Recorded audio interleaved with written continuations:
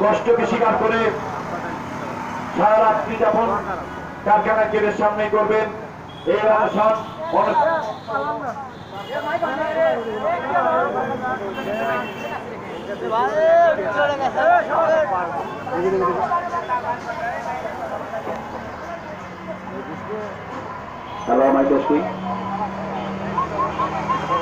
আপনারা যে অনশন কর্মসূচি চালাচ্ছেন, এটা আমরা আমাদের সংগঠনের পক্ষ থেকে আপনাদের অভিনন্দন, আপনাদের সংগ্রামী সালাম। কারণ আপনাদের অনশন আপনারা লম্বায়িত বলতে যতক্ষণ পর্যন্ত দাবি বাস্তবায়ন না হবে ততক্ষণ পর্যন্ত অনশন চালিয়ে যাওয়ার ঘোষণা দিয়েছেন।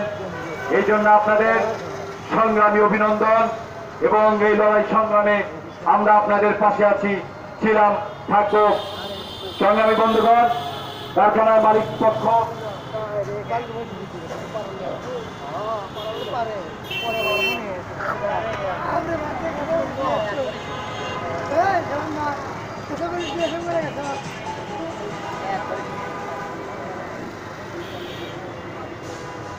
আজকে আমরা কি দেখতে পেলাম?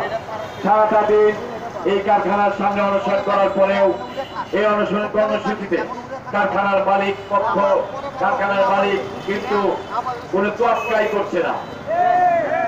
কারখানার মালিক কিন্তু এখন পর্যন্ত শ্রমিকের মাঝে আসেনি। আপনারা জানেন যে কারখানার উৎপাদন করে যে শ্রমিক, চালিকা শক্তিতে শ্রমিক, সেই শ্রমিকরা রাস্তায় দাঁড়িয়ে কারখানার গেটের সামনে অনশন পালন করছে, কিন্তু সেই কারখানার মালিকের কোনো অবস্থা নেই যে তিনি আসবেন, তার আসা উচিত, তার সেই শ্রমিকদের সাথে কথা বলা উচিত। আমাদের শ্রমিকরা কি পাবে কি পাবে না সেটা হলো পরের কথা, কিন্তু কারখানার মালিকের কিন্তু এই কারখানার সামনে, এই শ্রমিকদের সামনে উপস্থিত হওয়া প্রয়োজন। মালিককে হুঁশিয়ার করতে চায়, আপনি যদি কারখানা চালান বা না চালান, আপনি যে অট্টালিকায় থাকেন সেই অট্টালিকায় এই শ্রমিকের উৎপাদনের ফসল, এই উৎপাদনের ফসলের যে হাতিয়ার, সেই শ্রমিককে আপনি রাত্রি যাপন করাচ্ছেন, অনশন করাচ্ছেন, কষ্ট দিচ্ছেন, নির্যাতন করছেন, নিপীড়নের মধ্য দিয়ে তাদের জীবনযাপন চলছে, মানবতার মধ্য দিয়ে তাদের জীবনযাপন চলছে, তাদের পরিবার আর খুব কষ্টে দিন কাটাচ্ছে। আপনি তারপরেও এই শ্রমিকদের কথা ভাবছেন না, এই শ্রমিকদের পাশে আসছেন না, তাদের সমস্যাগুলোর নিরসনে কোনো পদক্ষেপ নিচ্ছেন না। আমরা বলবো, আপনি যদি ঘরে চুপচাপ বসে থেকে মনে করেন যে এই শ্রমিকরা যদি চিল্লাক কোনো কাজ হবে না, আমি যাব না, আমি এই শ্রমিকের সাথে বসবো না, আমি শ্রমিকের দাবি দেওয়া মানবো না, এরা যদি ভেবে থাকেন তাহলে ভুল করবে। আপনি ভুল স্বর্গে বসবাস করছেন, আপনি ভুল স্বর্গে বসবাস করছেন। আপনি দেখেননি আন্দোলন, শ্রমজীবী মানুষের আন্দোলন দেখেননি।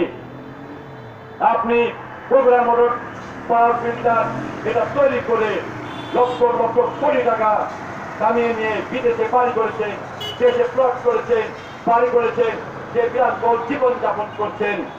আপনি জানেন না, আপনি দেখেননি কখনো আপনার শ্রমিকরা কখনো আন্দোলন সংগ্রাম করেনি। কিন্তু বাংলাদেশের শ্রমজীবী মানুষের কথা, বাংলাদেশের শ্রমজীবী মানুষকে দেখেন, প্রত্যেকটা সেক্টরে দেখেন শ্রমজীবী মানুষ কতটা আন্দোলন সংগ্রাম করতে পারে, কতটা আন্দোলন সংগ্রামের মাধ্যমে তাদের দাবি দেওয়া বাস্তবায়ন করেছে। আপনি খোঁজ দেন, দেখেন, সারা বাংলাদেশকে তাকিয়ে দেখেন। আপনি এখনো সময় রয়েছে। আজকের এই রাত্রিতে আজ সকাল থেকেই কিন্তু ঢাকা ইপিজের রপ্তানি এলাকায় A1 বাংলাদেশ লিমিটেডের শ্রমিকরা ব্যবসা গেটের সামনে অবস্থান নিয়েছে। 1100 শ্রমিক সকাল থেকে আপনাদের মতোই, এই শ্রমিকদের মতোই 1100 জন শ্রমিক ব্যবসা গেটের সামনে অনশন করছে। কেন অনশন করছে?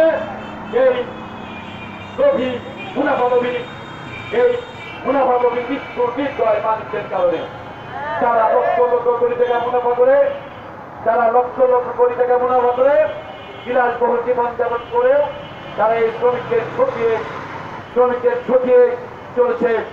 ঠিক আপনাদের মতোই ওই বাংলাদেশের শ্রমিকরা ব্যবসার ভিতরে অবস্থান নিয়েছে।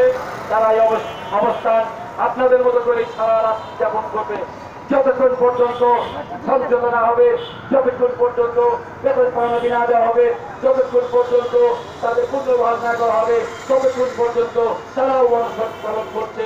আপনারাও অনশন পালন করুন।